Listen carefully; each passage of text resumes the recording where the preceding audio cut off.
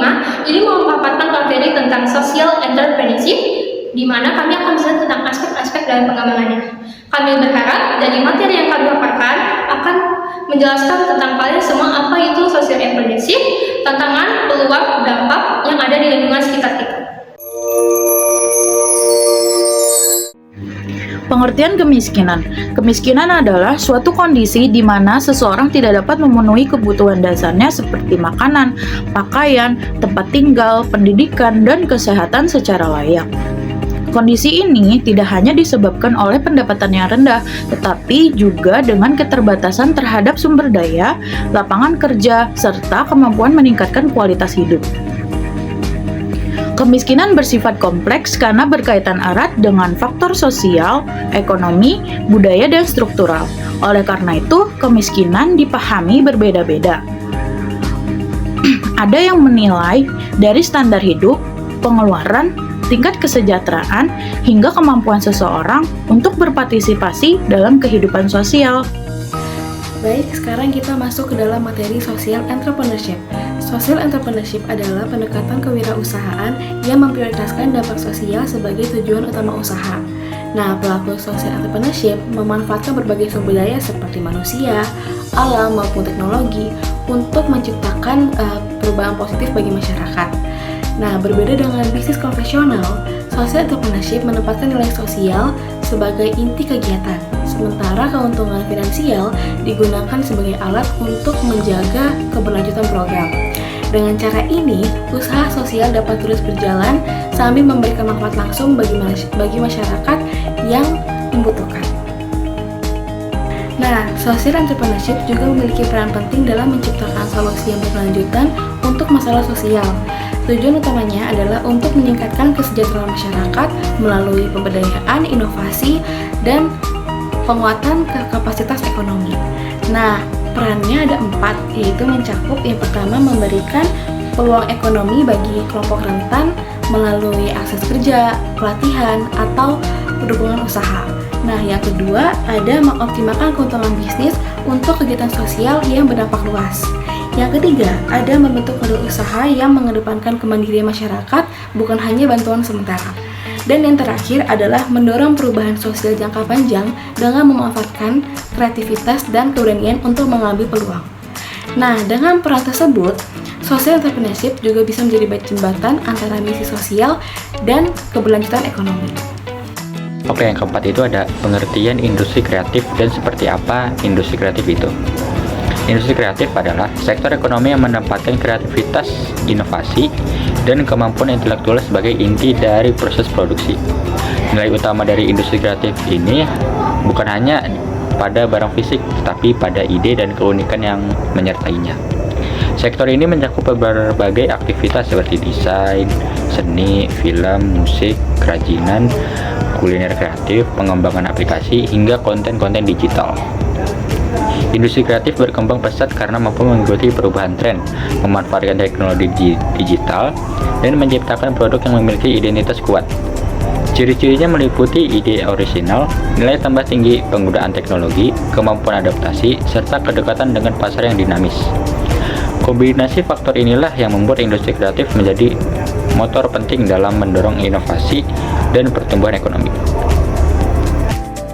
Nah, oke, yang kelima itu ada hubungan antara social entrepreneurship dan pengentasan kemiskinan.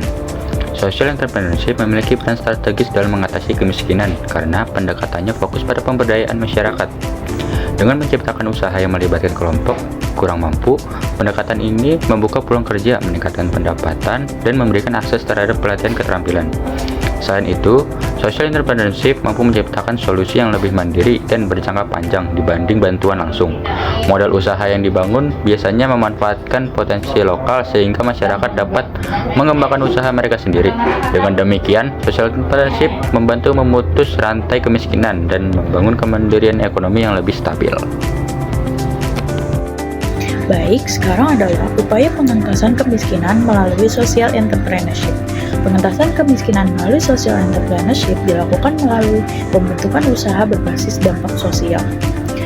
Upaya ini mencakup penyediaan pelatihan, pendampingan usaha kecil, akses permodalan hingga penciptaan lapangan kerja baru yang sesuai dengan kebutuhan masyarakat lokal.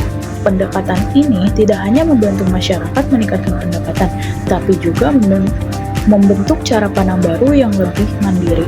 Melalui kolaborasi antara pemerintah, pelaku usaha, komunitas, dan lembaga pendukung lainnya, ekosistem social entrepreneurship menjadi lebih kuat dan mampu menjangkau lebih banyak masyarakat sebagai penerima manfaat. Dengan cara ini, pengentasan kemiskinan tidak hanya terjadi secara ekonomis, tetapi juga dari sisi sosial, mental, dan komunitas. Tantangan dalam pengembangan sosial entrepreneurship. Pengembangan sosial entrepreneurship masih menghadapi berbagai hambatan, seperti 1. Pendanaan yang terbatas.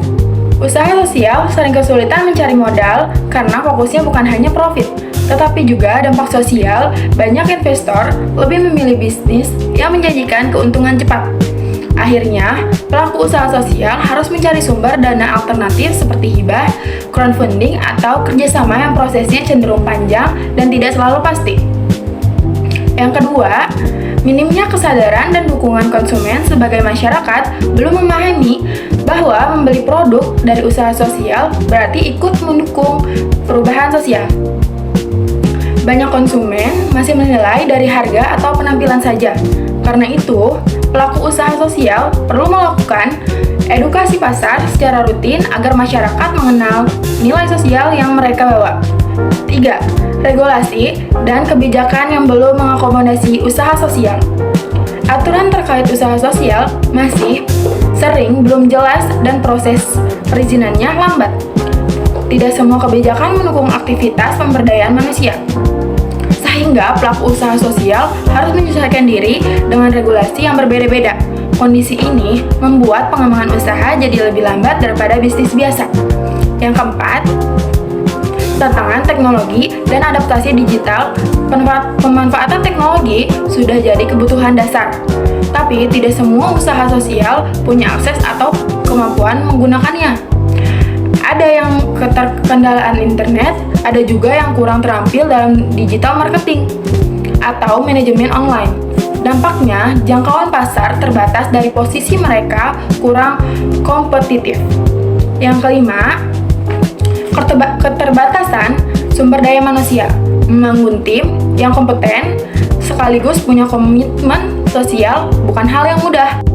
Pada studi kasus ini, kita akan melihat bagaimana Desa Wisata Nganggeran menjadi contoh nyata keberhasilan social entrepreneurship dalam mengubah kondisi ekonomi masyarakat. Melalui BUMDes atau Badan Usaha Milik Desa, masyarakat memanfaatkan potensi wisata lokal seperti gunung api purba, homestay, pertanian wisata, dan produk coklat lokal sebagai sumber pendapatan baru. Pendekatan ini melibatkan masyarakat secara langsung sehingga keuntungan usaha kembali ke warga dalam bentuk pelatihan, perbaikan fasilitas, dan penguatan ekonomi keluarga. Penggunaan media sosial juga mempercepat promosi desa hingga meraih penghargaan tingkat ASEAN dan dunia. Meski berkembang pesat, desa ini tetap menghadapi tantangan seperti keterbatasan jaringan internet dan dampak pandemi yang menurunkan kunjungan wisata. Namun, kemampuan masyarakat untuk beradaptasi menunjukkan bagaimana social entrepreneurship menciptakan ketahanan ekonomi lokal. Dari kisah Desa Nganggeran ini menunjukkan bahwa pendekatan sosial berbasis bisnis bukan hanya sekedar teori, tetapi bisa benar-benar diterapkan dan memberikan dampak nyata di lapangan. Kesimpulan dari pemaparan materi yang sudah dijelaskan menunjukkan bahwa social entrepreneurship menjadi pendekatan alternatif dalam menangani persoalan sosial, terutama kemiskinan, dengan memadukan aspek bisnis dan pemberdayaan. Pendekatan ini mendorong kemandirian melalui inovasi dan potensi lokal, meski masih dihadapkan dengan keterbatasan modal, kapasitas SDM, dan dukungan regulasi. Namun, beragam contoh keberhasilan di lapangan menunjukkan bahwa dengan pengelolaan yang tepat dan kolaborasi yang kuat, social entrepreneurship dapat menjadi strategi yang efektif untuk meningkatkan kesejahteraan dan memperkuat pembangunan di tingkat lokal. Sekian pemaparan dari kelompok kami. Semoga materi yang kami sampaikan akan bermanfaat bagi kalian semua dan membuka sudut pandang baru mengenai social entrepreneurship, pemberdayaan masyarakat. Terima kasih atas perhatian teman-teman. Kami akhiri. Wassalamualaikum.